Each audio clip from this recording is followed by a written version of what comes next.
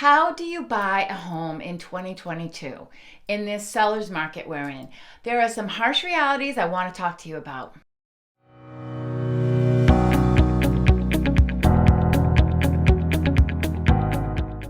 Hi, I'm Linda Hafner, top producing realtor at ERA Key Realty in Central Mass, Worcester County.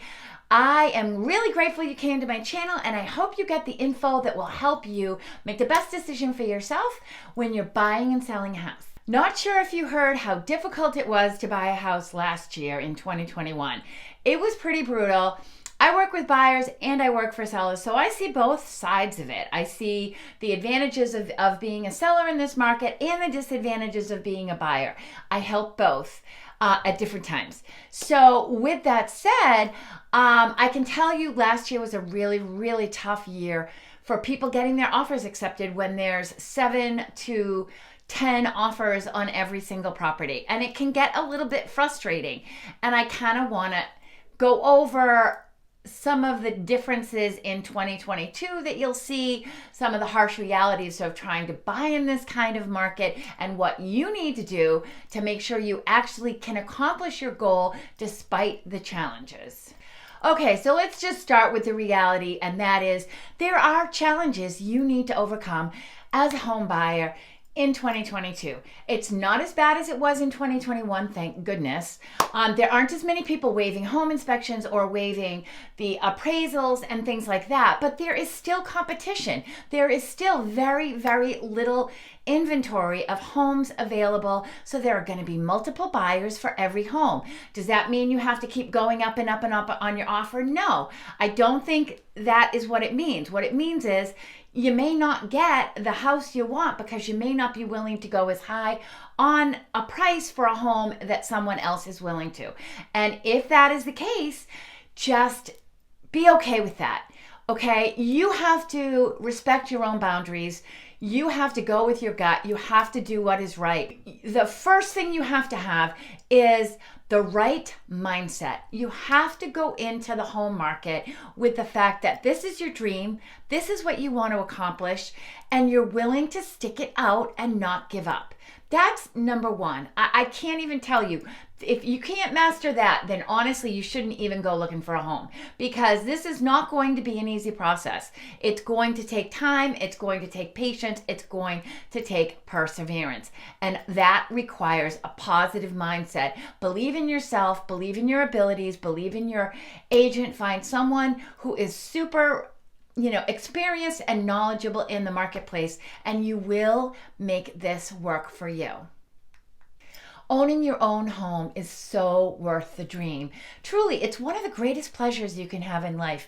It gives you so much freedom, not to mention the tax benefits and the financial investment. You're not throwing your money away in rent. I mean, yes, all of that is true, but it's just really that feeling of home, that wonderful feeling that you have knowing it's your home and you have control over your home and you can make the updates and changes that you want. And it's just a really amazing feeling. It's the best feeling I've ever had owning a home, other than, well, maybe having my kids. So besides having the right mindset going into buying a home, there's a couple other tools that you're going to need in your toolbox.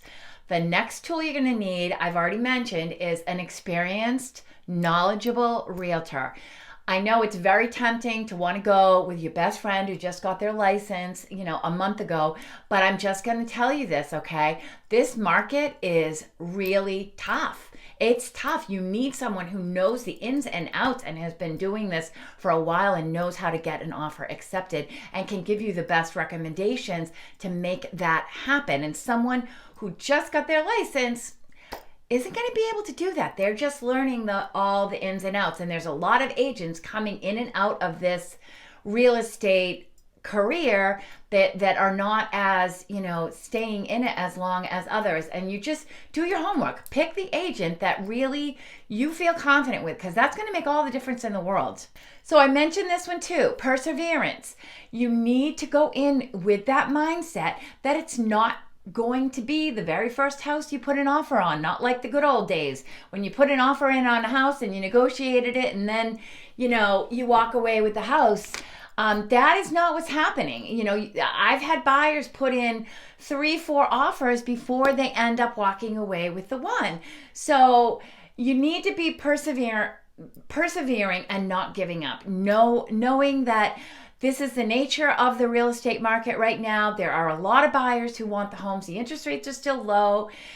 They're actually going up towards the end of the year, which may actually put a little bit more of a crunch on some buyers because they don't want to wait until the interest rates go up, and they might want to move more steadily now. So besides having perseverance, you need to have patience. If you are in a rush to buy a home, it's not a good idea. It's just going to put too much pressure and stress on you, and you cannot control when you get your offer accepted. The next tool that I think is going to be really important, and I have to be honest, it's going to be having either conventional loan or cash. That right now is what most home sellers want to accept, and that is because both of those financial pieces are going to be the quickest way to closing. What a lot of home buyers don't realize is that yes, FHA has great terms for you as a home buyer, but it has crappy terms for the home seller, because the home seller is responsible for making sure that their home meets the requirements of your loan. And they don't want to deal with that. And real estate agents who are list agents like myself are aware of FHA requirements, people that have experience. And we will not necessarily advise FHA depending on the condition of the home and whether or not it's going to require the seller to fix things. Sellers don't want to fix things. They want to sell it as is. The less work, the better. So if you have an FHA loan, it's going to be very difficult for you to get an offer accepted. Impossible? No. Another way to overcome that is you can offer significantly more money than a conventional loan would, but at the same time, it still has to appraise. So, I mean, if your bank's loan isn't going to appraise the home at the value that you are putting the offer in, it doesn't do any good. So it's kind of a double-edged sword. It's possible, it's tricky, it's going to require even more patience and perseverance than a conventional loan, because the conventional buyers are struggling to get their offer accepted. So then you add on an FHA, VA, or, some of the other loans that require stuff from the seller. It's just not going to work well. If you want to buy a home in 2022, one of the very important things to do is find out how you can best please the seller. The sellers have the advantage. They are getting multiple people giving them offers on their home. Lots of different people want to buy their home. And if you want to be the one that they choose, let's find out what their needs are, okay? You really need your agent to pick the phone up. This is what I do. I pick up the phone, I call the list agent, and I ask them, okay, what does the seller want? When would they like to close? What is their situation? How can we make the offer as pleasing to the seller as possible? You need to do some digging. You really need to do research, and you need to do your best to meet the needs of this particular seller of the home that you want.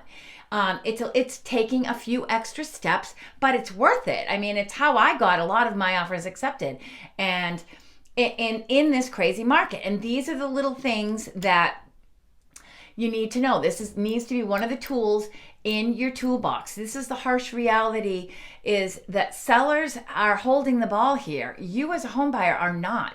You need to work with the system. You need to understand the way it works and work within that. With that said, you have to still do what's comfortable for you. You are the home buyer, and a lot of what I saw in 2021 is that buyers were selling their soul to get the house. I mean, giving up home inspection, giving up home appraisal, making really crazy decisions just to get the home. Did it work? Yes, it did work. It did work for them. Did they take a risk? Yeah, really big risk. Not doing a home inspection is a really big risk. I mean, it's not something I would recommend. Was it the only way you could get a house sometimes? For a brief period of time, April, May of 2021, yes. But right now, I'm seeing a lot less of that. I am a list agent. I have multiple homes I just sold the past couple months, and both of them did have a home inspection, and we still accepted their offer because the offer was high enough and the terms were good enough.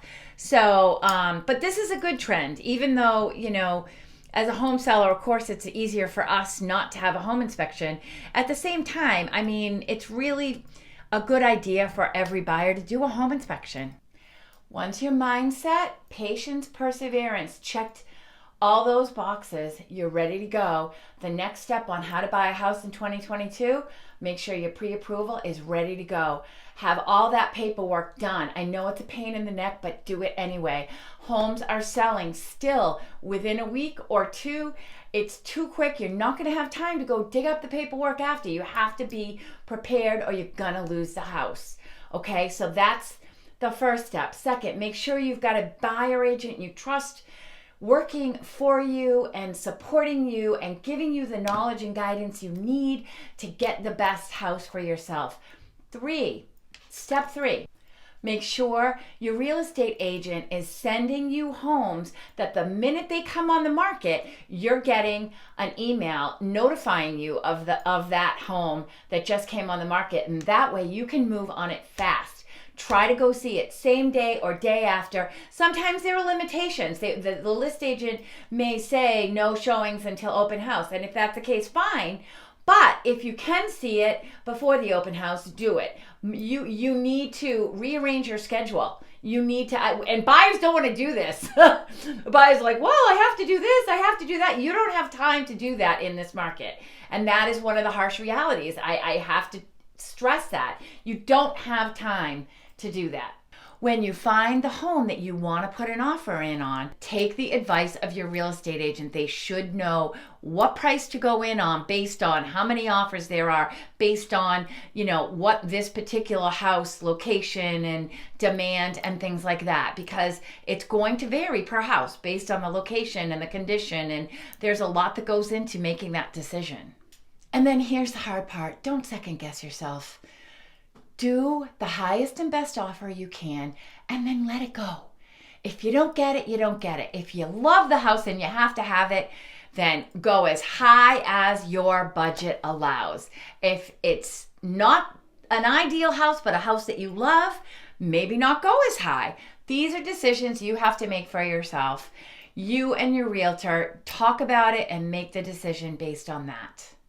There are lots of little ways that you can help accommodate a seller that may not be related to price. One, like maybe the sellers want to rent back the house after closing for a period of time. Maybe you could offer that. Maybe you could offer a flexible close date. Maybe you could offer a higher deposit amount. Maybe you could sell your firstborn child. Another thing I would suggest is have your lender email the list agent and discuss about the strengths that you have in your abilities to afford the house. Give them the reassurance they need so that the list agent is more likely to go with you, because list agents want a buyer who is not going to back down or is not going to have financing that falls apart, because it does happen a lot. So if your lender can reach out to that list agent and, you know, affirm to them, that's going to be helpful. So the harsh reality is this. It's hard. It's tough. It's emotional. It's stressful, but it's all worth it. Just hold on to that thought. I hope this information helps you. I have lots of tips and tricks I give on my TikTok and my Instagram. Please check me out there, Linda Hafner Realtor, and leave me comments if there's any questions, anything I can do. I really do want to help you. This is a tough market to navigate, and I love helping you. So please comment, and I'll do whatever I can. My next video is coming out in 2 weeks. Please tune back in. Have a great day.